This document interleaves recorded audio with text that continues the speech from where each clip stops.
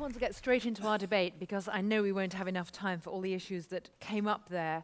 I was watching what people were tweeting whilst the speeches were going on, some points really being picked up on, and one very interesting. One speaker says, stay away from the internet, another says, get to the internet. How are you going to resolve that? And I do want to put that thought, maybe Nico, we can kick off with you.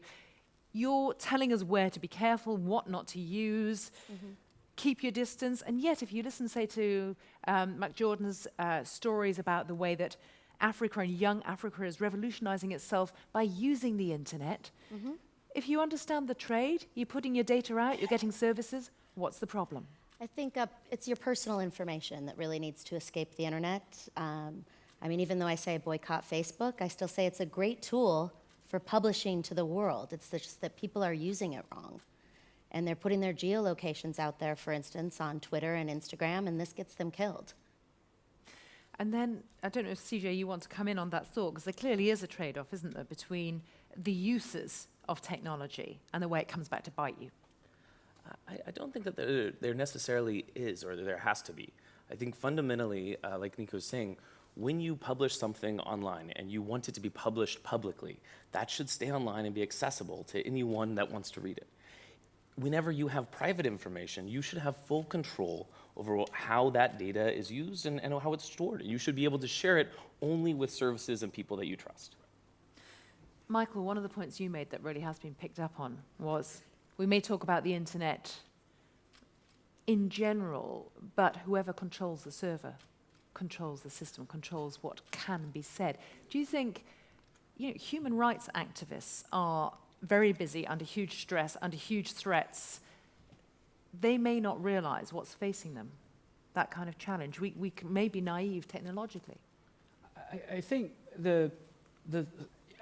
actually the server really decide everything. The server structure decide the way people communicate and the way who own and who can control the server.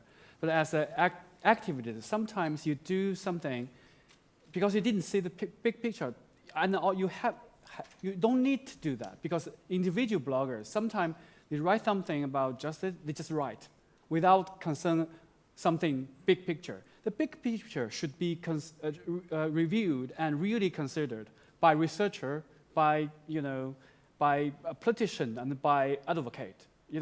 Because you are the guy have the time and the budget room to think about the deep question. But in the frontier, all the bloggers, all the activists, I don't think they even have no money, even no time. What they want to do is just to make the voice out. I don't think they have the obligation to think about this deep question. The deep question should hand to the government, corporation, and researchers. I just want to add a point to that. I have a typical example to give. I've had my blog started since 2007, and I was hosting it in Ghana, actually. Couple of articles, couple of reposting on critical posts got my blog actually hacked by unknown people. So now I'm hosting my blog in San Francisco, where I believe any other attack cannot be sent to my blog. So that should give an idea that as much as you are trying to be off the internet, because of what you are fighting for, you still have to be on the internet, because that is what we understand. That is the language the current government, the current leaders understand. They believe that social media is actually out there attacking them, and that is what we are using to actually reach out and attack them. So what advice can you all give, for example, people in Hong Kong who are out on the streets now? There was a mention just now of, I think you mentioned Fire Chat, which has been used, ways of getting round being online and being watched. Right. So we've seen a 300% to 400% increase in our downloads in Hong Kong since the protests started. And there's a lot of other things that you can do too, like what you'll see in your bags that I gave you is a Faraday cage that you can put your passport and all of your RFIDs in to protect you. Also covering your interfacing cameras with tape. It's almost internet hygiene, isn't it? It's like learning to wash your hands, Right. you know? And I think a key thing is to also, in technology companies, we need to be making this easier and easier to use so that it is just by default secure. And I think that there's been some incredible work on the Chrome team by improving the default securities that people have and improving the standards on the internet that allow you and your connection to whoever you want to connect to and whoever you trust, make sure that's always secure. And the same, I think, is constantly work that's happening in Android to have encryption on by default and these types of efforts to make it seamless and simple to secure yourself so you don't have to have a checklist of 100 things you need to do to make sure that you're safe. We were saying it's an engineering design challenge, isn't it? Because in the human rights community, for example, there is enough going on that you don't have to become I think you used the phrase tech nerd as well. You shouldn't have to be able to reverse engineer or understand the software. You want to be able to use it.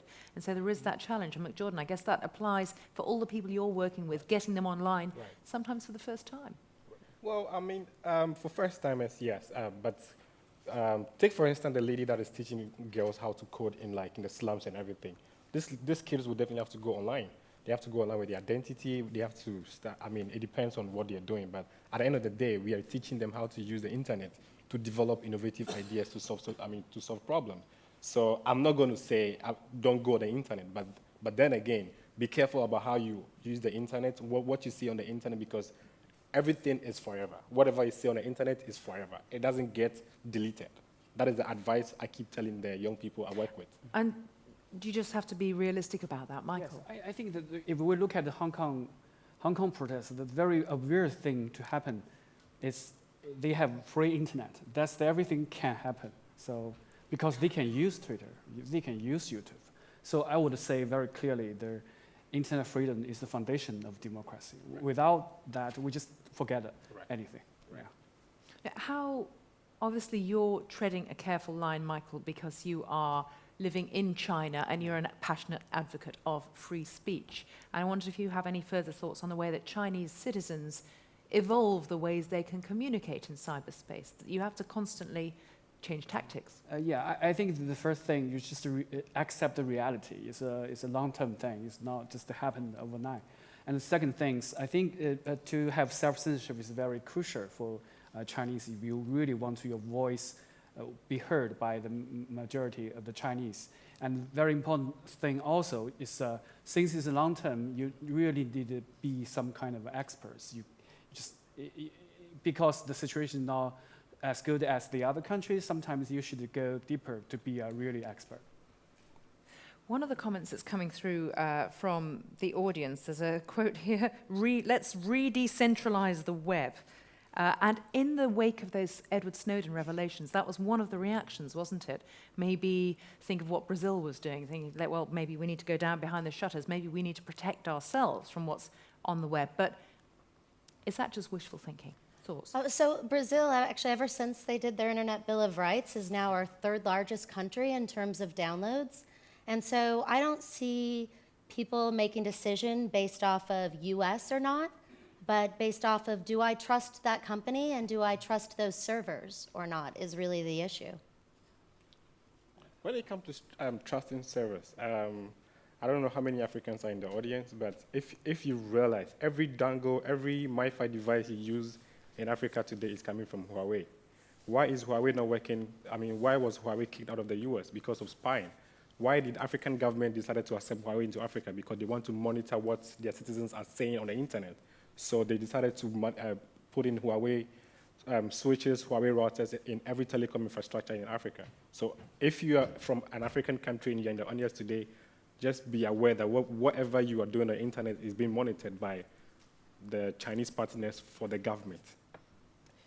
I think on the centralization threat, just as a citizen of the United States and as a person, I think also, and all of us need to take it upon ourselves, people who live in the US, to take action and be political advocates to say, hey, if I don't think that the types of FISA requests that are out there are okay, let's change that. Pushing forward the types of laws that we as citizens believe in, so that the governments in our countries can't have warrants that we don't think are constitutional. And that's just sort of me as a person, as a citizen. Why don't more people care? People care more about the healthcare system and about the economy in the States than they do about surveillance. I think that, I think it was, Michael, you had a photo of Aaron Swartz, and he was an incredible mastermind of getting people to care and realize how important these issues are. And if you look back at the kind of SOPA and PIPA movements that happened, you know, he rallied people around this cause, showed them how important it was, and created real action. And I think, you know, there were similar efforts with the USA Freedom Act, I believe it was, to try and restrict the government's rights to do surveillance on telephones and et cetera. And I think we can't wait for someone else to just rally those troops. We have to be the people as citizens to make the change that we want to see in our own governments. Is it possible to be active, to be a public citizen, and to go off-grid, to renounce the internet? I seem to be looking at you, Nico. I'm trying to walk that fine line every day, and I think just the most important thing is for people to be aware of the digital footprint that they're leaving out there. But you know, for me, it's been really interesting because right after I launched Wicker, I had an FBI investigation begin on me that's still open as of today. And I'm the only CEO in the world that so far has publicly said no to an FBI backdoor. This was all before So what do they Snowden. want you to do? They asked me for a backdoor. Into the data that was being sent Yes. by people with Wicker? Luckily, we run a zero-knowledge system, which means our servers don't have any keys or any information. So the laws in the United States still very much protect me, and I was able to do that. But I think there's a fine line there, right, that you're running every day. And Mac Jordan, if you look at the kind of workshops you have, and you were showing us all these different initiatives across Africa, there isn't an option of opting out, is there? No. I mean, it's a different case from what Nico is talking about. Nico is more of privacy. We are of creating the next generation, the next big ideas from Africa. We are trying to use the internet to solve the problems that are not being solved by the government. Basically, using technology to develop tools to solve problems. That is what we are advocating for. Take, for instance, there's a pregnant lady in a remote village somewhere. There's a new service called MoTech, Mobile Technology for Health, which is helping these women who don't really speak English or understand English. They have sent voice SMS in their local languages to prompt them about the need to go to the clinic the next day because they don't really understand what is happening to their body or something. And this is something that was developed locally in Ghana and Africa and is being replicated across the continent. So we are looking at it from a point of view where we've been in the darkness for some time now. The internet is giving us light. Let's use it wisely to develop solutions to local problems. Right. And Michael, if you now look at all those teenagers, 20-somethings, who are coming online in China, who use Weibo, massively popular, how are they teaching each other how to use it and where to be cautious? I think they cannot, because everyone is in the atmosphere of the self-censorship. But in China, we have different priorities, because sometimes the privacy concern and even censorship concern is not the first thing. So they didn't realize how important they can change their mind. But they just say, internet's the chance, we just copycat the innovation in the Silicon Valley. I just do it in Beijing, and also have a listing company. Because the Great Firewall built up a structure to internet. If this internet is a copycat that internet, I can benefit from that. So this kind of thing really trigger the innovation in the post-90 generation. Everyone is talking about your own startup.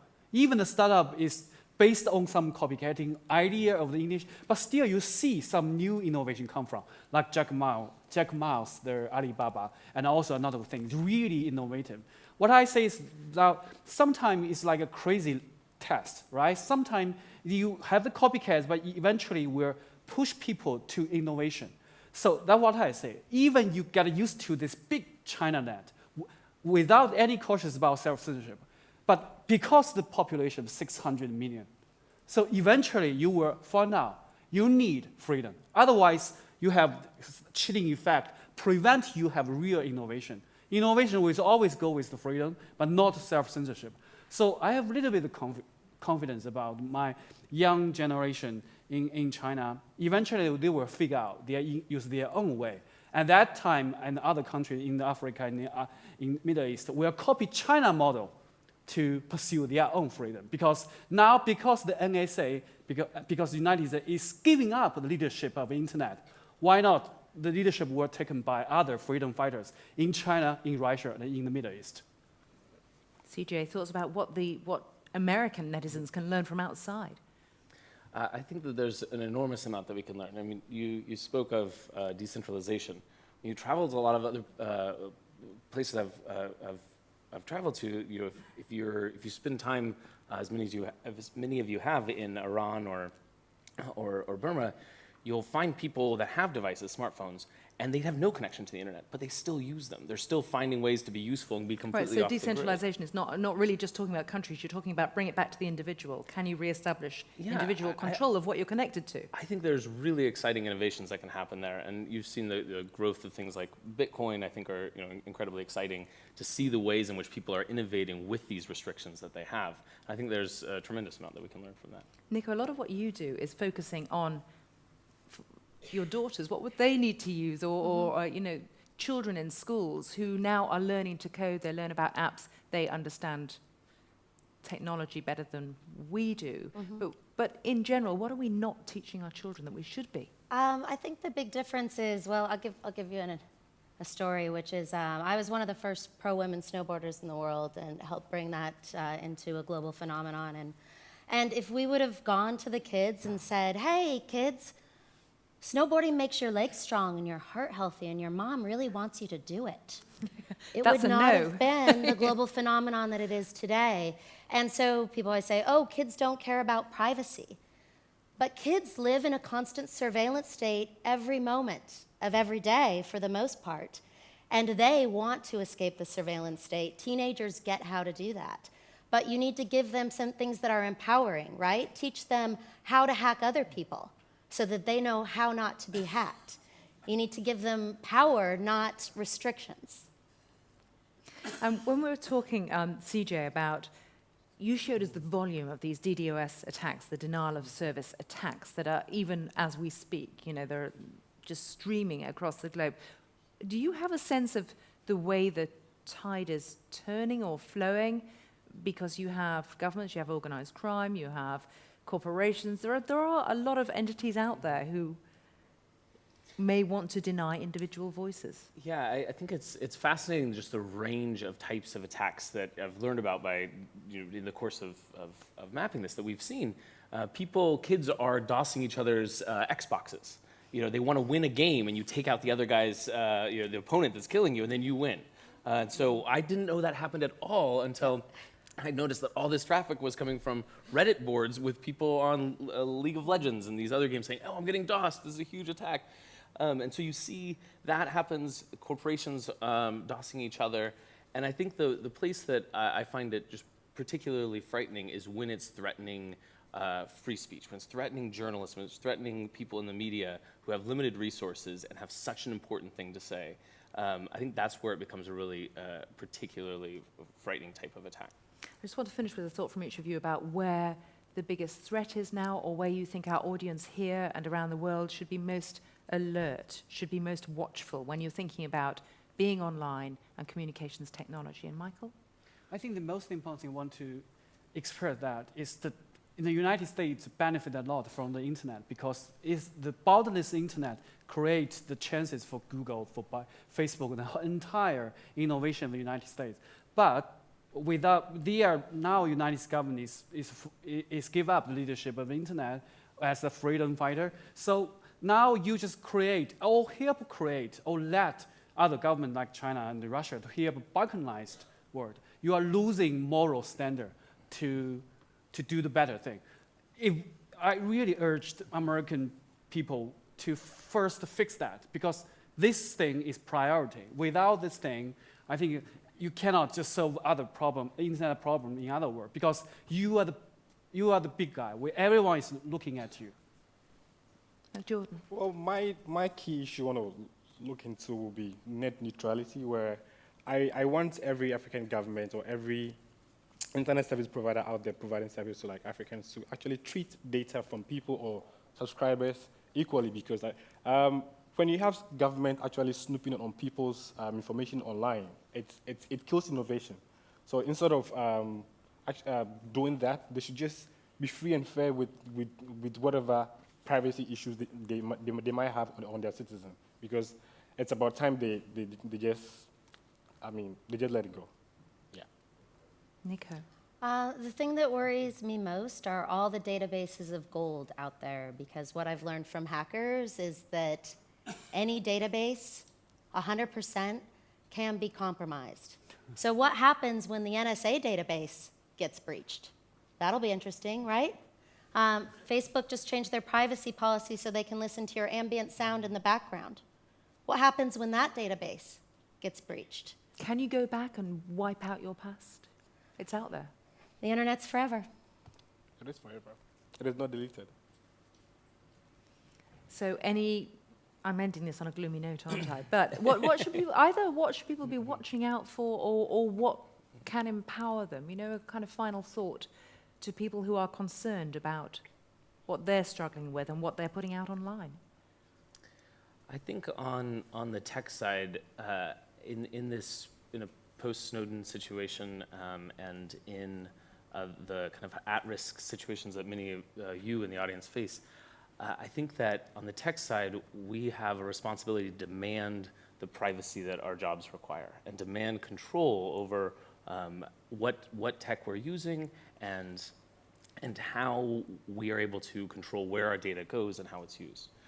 So that's on the tech side, and I think companies like Google have a responsibility to make our services as hard to attack as they can be and share solutions that we find like Heartbleed or Shellshock with the whole internet so that everyone can also become more secure. We need to do that together, and collectively we need to demand that type of security.